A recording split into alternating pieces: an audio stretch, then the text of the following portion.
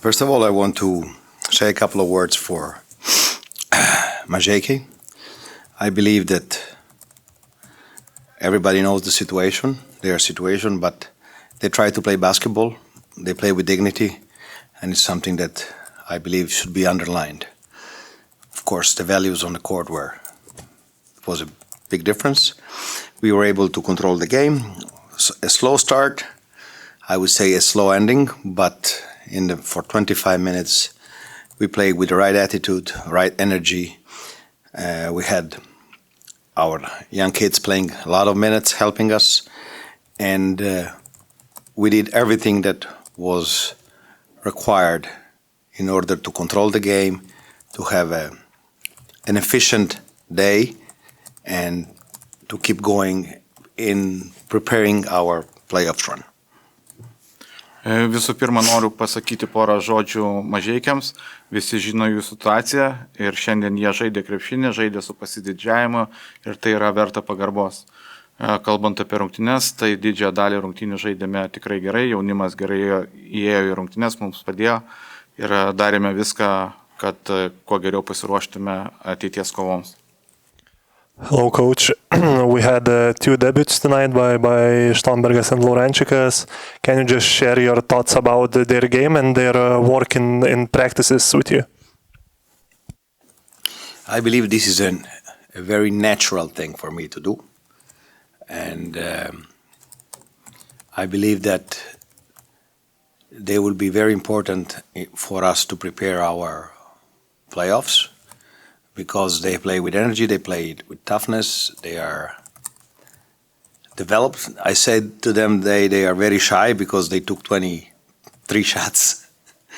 It looked like that, they were really ready to fire, maybe too much.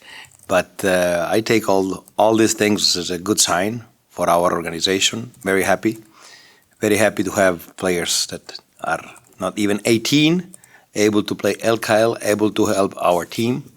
But this is always something that you can do if you have the veterans we have. Okay? And they help them, they lead them, and it was very natural for them to play for us. Klausimas buvo apie du debiutus, ką galite pasakyti apie debiutavusius žaidėjus. Man tai natūralus dalykas leisti rungtyniauti jauniems žaidėjams. Jie mums padeda ruoštis atkrintamosioms varžyboms, šiandien žaidė su gera energija, su pakankamu kietumu, išsimetė pakankamai daug kartų ir tai nėra blogai, nors jiems dar nėra 18 metų, tačiau jie padeda, o tai gali daryti tik turint gerus veteranus šalia, kurie pamoko ir veda juos teisingų kelių. Game 1 of EuroLeague playoffs were concluded. Which game you enjoyed the most and which series intrigues you the most? I believe that the games of Tuesday were high level, but at least 2 of 4 series will be 1-1 Friday night. At least, maybe even 3. Kuris iš Eurolygos pirmųjų ketvirtfinalio mačų jums labiausiai įstrigo?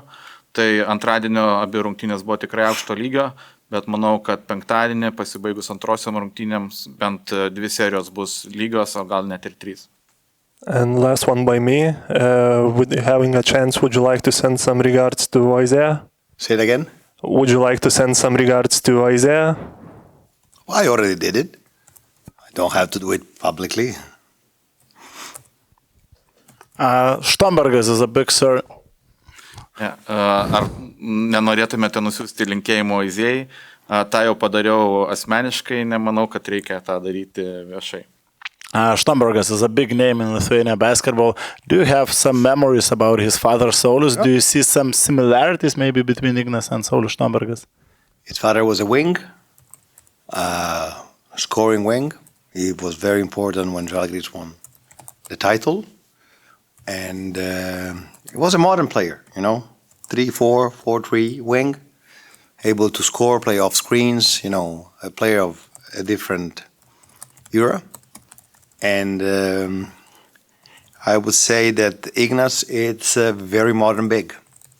He has a very, very natural way of finding the right spot, the right positioning on court.